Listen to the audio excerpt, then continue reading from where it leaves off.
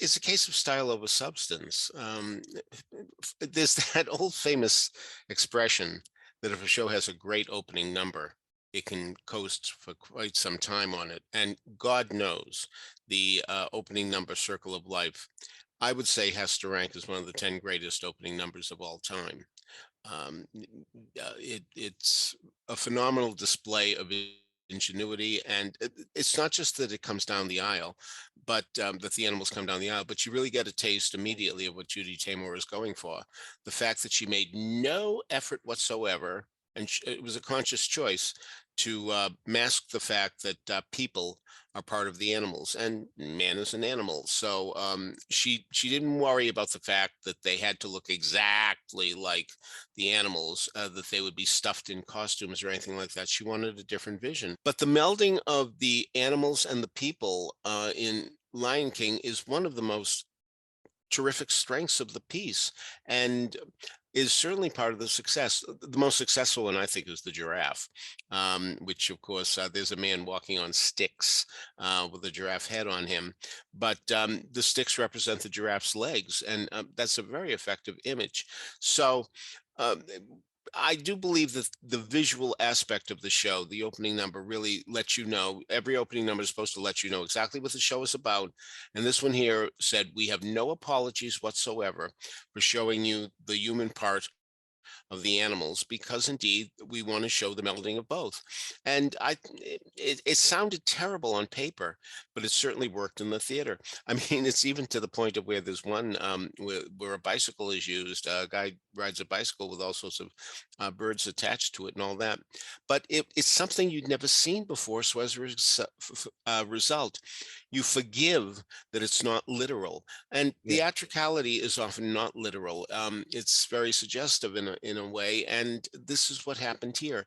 Y- Theater will never be able to compete with the movies in terms of realism, so why not go in the opposite direction and actually show the humanity behind the movement of these animals? And so it was very, very effective. I'm gonna be a mighty king, so enemies beware.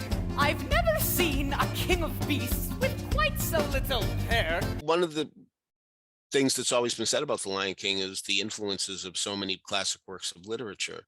That as in Genesis, you have a son, Simba, who disobeys his father by going into forbidden territory, and that's very similar to the Adam and Eve story, even though we're told that it's a woman who caused the trouble there.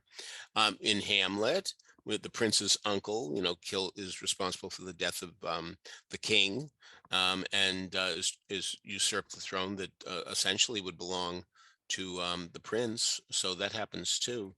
And it takes a while for the son to figure out what happened, just as it takes a long time for Simba to learn what happened. Though Hamlet comes to his own conclusions, the fact remains that Simba has to be told what's happened. And you could even say that there's a bit of the Wizard of Oz in the Lion King, because once Scar is killed, all the people who've been working for him are thrilled. I mean, some of them are responsible for his death, in fact. But so the soldiers, so to speak, who were loyal to him aren't that loyal anymore. So that's kind of interesting as well. He lives in you. He lives in me. I wonder what Walt Disney himself would have Yeah. thought about this. I guarantee you it wouldn't have flown. I mean, it just wouldn't have. This is not in the movie. This is the Uh-huh. stage play now. Um, I need to be bucked up. Yeah. You bucked up early. Yeah, really, that would have never flown with Disney.